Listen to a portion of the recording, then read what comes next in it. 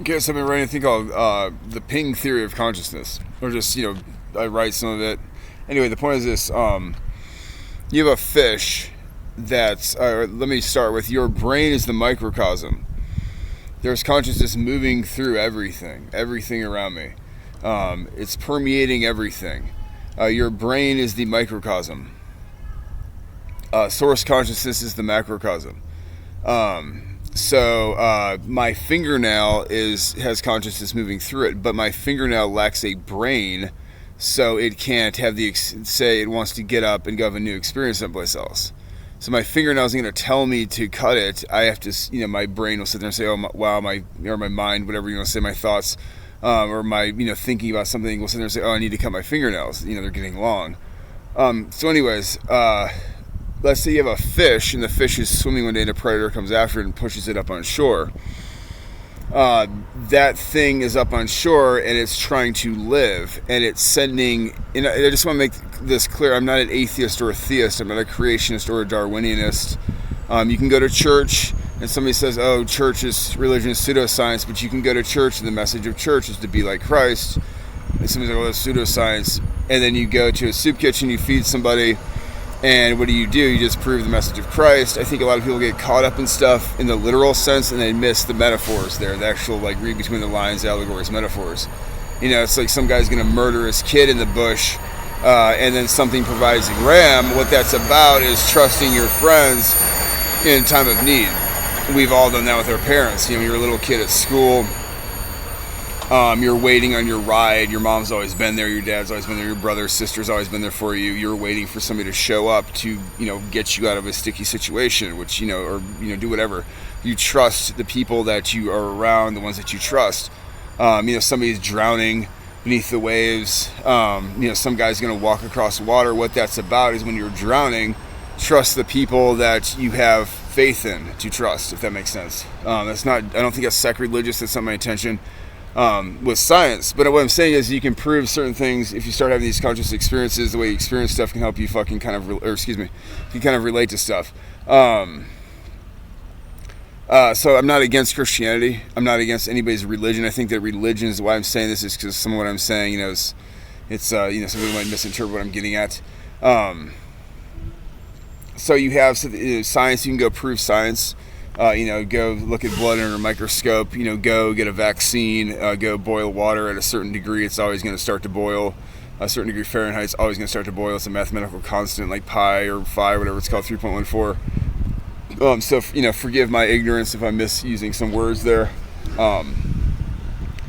So anyway, if consciousness is moving through everything, and the brain is the amplifier for consciousness, so that the brain amplifies it to a point where I can be aware of certain things. And then experience life, however I experience life. However I experience life are my qualia. My qualia sees the green of an apple as sour. A green apple could mean an orchard. It could mean a song. It could mean a different state. It could mean a surfboard. It could mean the ocean. It could mean what is it called? Mahi mahi. It could mean so many different things for each person. That's different. So if I can prove things within a religious context, I can prove things within a scientific context, then where does that leave me? Why am I able to prove things on both sides? You don't want to be like everybody, or how a lot of people are, and disagreeing with one another and bickering, because why would you want to have that conscious experience? To be fighting one another, to be bickering. Why don't you just have create peace and coexist in peace, like those stickers say? So what I'm getting at is, okay, so your brain is the antenna picks up on this consciousness. So why I'm saying that, some people say, oh, that the source consciousness has to be God, or has to be evolution, or has to be whatever. So I'm not a Darwinianist, I'm not a creationist, I'm not an atheist, I'm not a theist. I'm just here having my own conscious experience, and that's all I'm getting at. So back to ping theory. What ping theory is this thing I've been writing very slowly. But what was I going to say is that that fish goes up on land, it says, wow, I'm alive. And it gets a big rush of feel-good chemicals, dopamine. And it says, but I could live longer up here if I was able to breathe more air. It's thinking about this. I could live longer up here if I could walk further, if I had legs. So then it sends a ping, a signal back to source consciousness, the macrocosm, which then sends the information to its, encode its DNA maybe. And over generations, that allows the thing to develop primitive legs. It allows it to maybe mate, like you ever see fish eggs are sticky. Think of some like reptiles' eggs, or the shell is malleable, or how some frogs, their eggs are sticky. And some of those, where those frogs come from, they live in the water too. And they came out of the, so it's kind of interesting when you think about it. So that ping would be sending the signal back to source that this fish needed to do something to evolve. So it needed legs, it needed to be able to breathe air longer. So with that said, that's what that how consciousness would work, helping us change or experience life, having a conscious experience, our awareness, things of that nature. I'm not saying I'm correct in this. It doesn't prove or disprove. I know like Darwinian evolution, some people say it's like 99% correct. That just depends on who you ask. And some people believe that, they like to believe in a creator. So I'm not for or against any of those paths.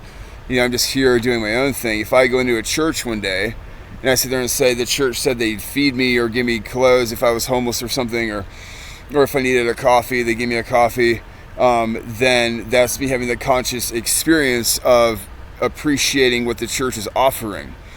That makes that message of brotherhood or sisterhood true to me, that the church is supposedly supposed to offer. So why would I be upset at the church?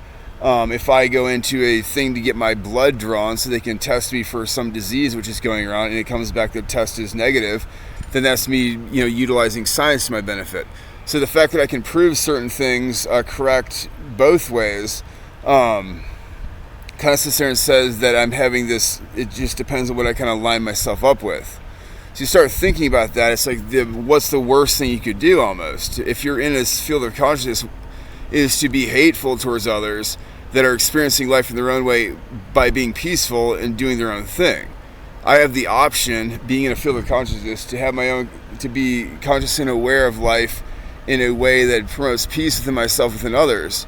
So why would I choose anything which would be harmful to others? You see what I'm saying? It just seems kind of like it doesn't make sense. Because then it's setting myself up to be around really negative things, it seems, and potentially in a certain way that I wouldn't necessarily enjoy.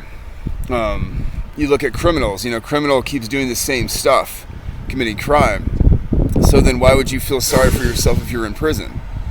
You kept doing these acts, you were conscious and aware you were doing the acts, you were lining yourself up with those experiences. See how that works? So anyway, that's the ping theory. Maybe the fish lines itself up with wanting to get off on land. It does this thing, it has a rush of feel-good chems. That rush of feel-good chems helps the source consciousness say, wow, this living entity, its antenna is sending back that it's feeling good for having to survive up on land because it escaped a predator. Therefore, I should send that thing information to help it gain legs or gain better lungs so it can live above water. So I think that's a very fascinating thing to think about. I think this goes into our whole existence. Think about drug addicts or raising children. You want to get a drug addict clean, then kind of change the quality of the things that they line themselves up with so that you build up those healthy neural networks in the brain. The more the fish then starts to bend its fin to be a primitive leg, the more the quality in its brain sits there and starts to grow towards having legs. The more the neural networks in its brain starts to grow in the section of, let's say, walking on land or having legs. You have a very primitive leg, something almost dragging itself. But eventually that neural network builds up to where this, it forms a stronger appendage for holding it upright.